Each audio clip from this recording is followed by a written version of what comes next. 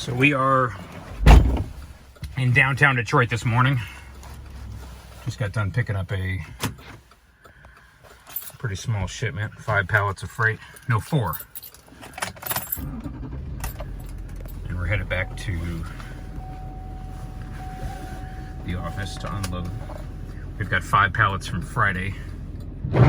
So maybe a total of about 3,000 pounds in the trailer.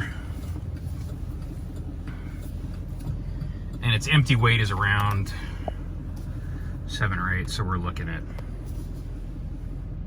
10 or 11,000 pounds total hitched up to the truck. No big deal. This 2011 Silverado 3500 can handle about double that amount.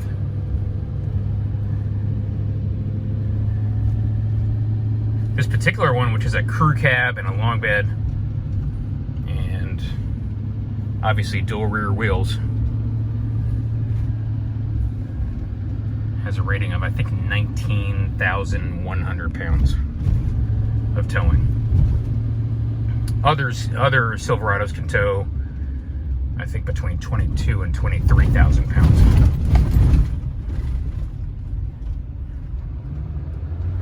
And the first thing you notice about this truck is that look at the fuel economy, 10.7. We reset it Friday morning before we headed out to Chicago for the day. We had a mission out there to pick up some freight in Chicago. It was about a 10-hour round trip drive, mostly flat, and our speeds were between, let's say, 65 and 75, mostly between 65 and 70. And to get 10.7 miles to the gallon, towing a 48-foot trailer, all enclosed, total weight, again, between 10 and 11,000 pounds, is pretty damn impressive. That's actually better fuel economy than we get with our F150 hybrid, towing a trailer that's a quarter that size, towing a 12-foot trailer. That's maybe 2,000 pounds in weight. So you see right there, it's dramatic how much of a difference having a diesel engine makes in terms of your fuel economy. The F-150, as much as they talk about the hybrid getting supposedly 24 miles to the gallon city and highway, you're not going to get 24 city and highway. We have seen about 21 on a good day. And on a typical day, it's, between 18 and 20.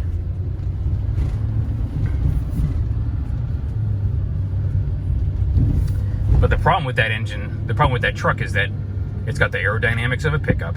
It's got a great engine. We got nothing against the 3.5 EcoBoost, at least in terms of its ability to produce power, its ability to produce torque on demand. I mean, it can comfortably tow a heavy trailer. It can make all the power you need to tow. I think its max rating for conventional towing is around 12,000 pounds, 13,000 pounds. For fifth wheel and gooseneck towing, the fatal flaw of that truck, being a light duty pickup, is that it's limited in its payload. And so it can't hold more than about 800 or maybe 1,000 pounds of pin weight, which is the weight of the trailer pressing down on the ball of the hitch in the bed of your truck.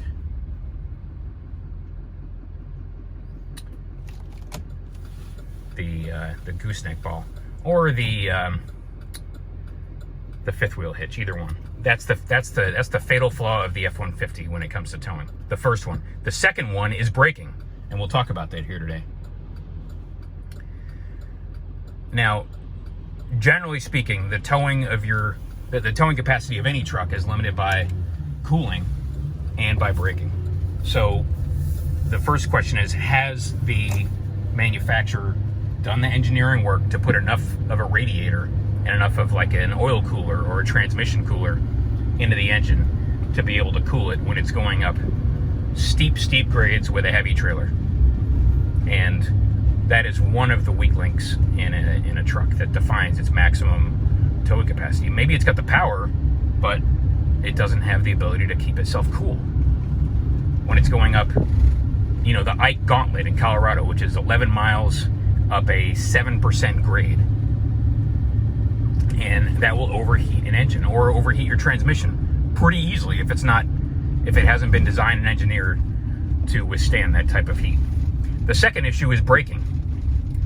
And the problem with a lot of trucks is that they don't have the ability to stop themselves. And you say, well, it doesn't really matter because I've got trailer brakes. Well, your truck is supposed to be able to stop the truck and trailer with or without trailer brakes, because trailer brakes can fail.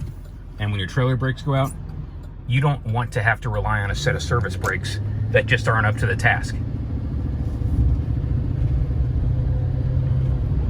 And so that brings us to the F-150. The problem with the F-150 hybrid is that it just doesn't really have the kind of braking that we would like it to have in terms of engine braking and in terms of regen braking. It's got a hybrid system. They did a ton of engineering work, Ford did, to put a great hybrid system in it that works very, very smoothly and seamlessly with the engine. It can go into regen mode, it can go into EV mode pretty easily. The thing it doesn't like to do is actually provide a lot of regen braking.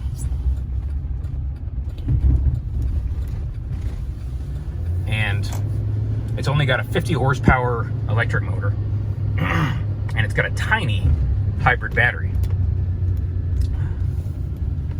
It's got a 1.5 kilowatt hour hybrid battery. That is, we've talked about it before, that's 98.5% smaller than the Tesla. And so the problem when it comes to regen braking is that once you start going down steep downhill grades, the engine does what it can in terms of regen, but then it fills up the battery, and then it can't do any more regen because there's nowhere to put that electricity. It's full.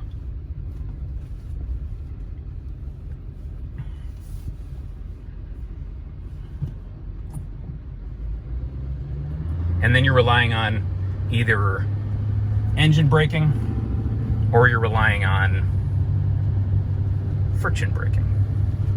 And so we've been up and down the Rockies with the F-150 without a trailer. And by itself, with no trailer, it does just fine. In terms of getting itself down and slowing itself properly. But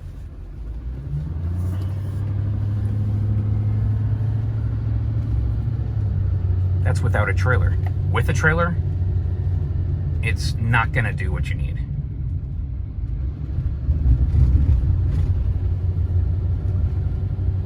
And we know that because we've had a trailer hitched up to it before. And, you know, we've had it in tow haul mode, and it just doesn't give you the engine braking that you wish it would. And that's unfortunate because that means you're relying on friction braking, and that means you're going to cook the brakes eventually.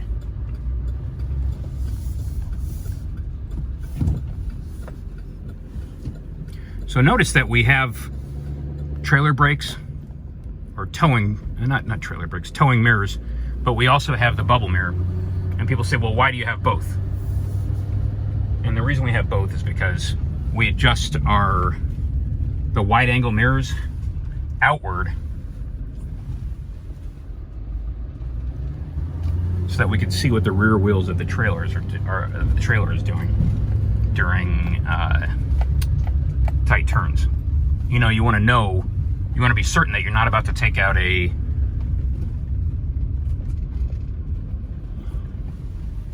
fire hydrant, or you're not about to take out a lamppost or something. And that's why we adjust the wide angle portions way out. And then the bubble mirrors we use as like a backup when we're on the highway. Again, you see, you need to know exactly what those rear wheels of your trailer are doing on tight turns. And then we use the bubble mirrors to cover our blind spots when we're changing lanes on the highway.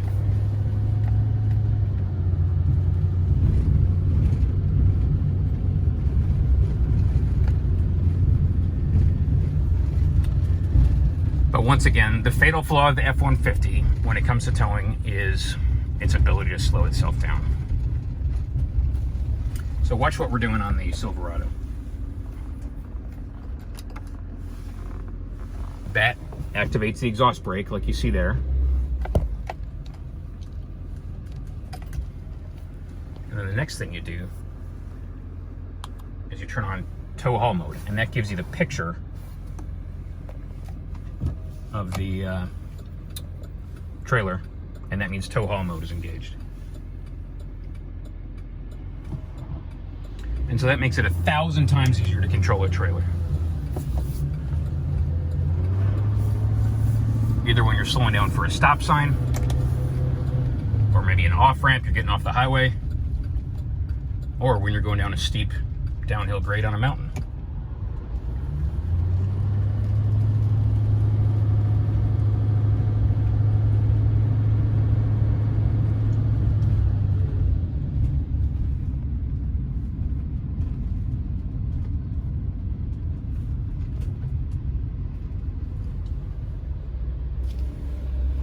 So we'll show you what that looks like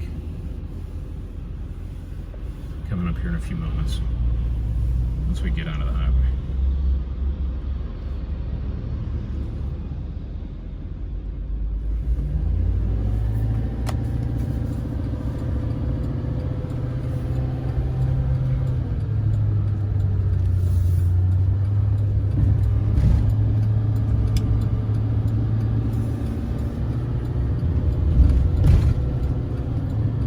Even as we're slowing down for this red light that's coming up.